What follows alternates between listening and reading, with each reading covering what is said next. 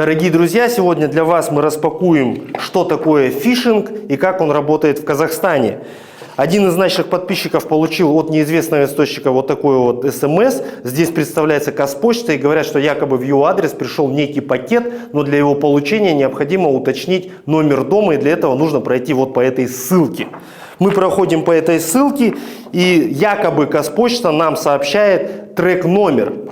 Мы вводим этот трек-номер на оригинал сайта Казпочты, и данный сайт нам говорит, что такого трек-номера не существует, данные введены неправильно. Далее мы рандомно заполняем предоставленные нам поля, и в итоге нам выходит вот такое окно, где необходимо дополнительно заполнить все данные банковской карты, в том числе секретный трехзначный код на обороте карты. И этого делать ни в коем случае нельзя, потому что фишинг — это и есть способ похищения данных ваших банковских карт. Уважаемые друзья, пожалуйста, не проходите ни по каким ссылкам от неизвестных источников, и тогда вы убережете свою персональную информацию, и данные, ваши деньги будут в сохранности.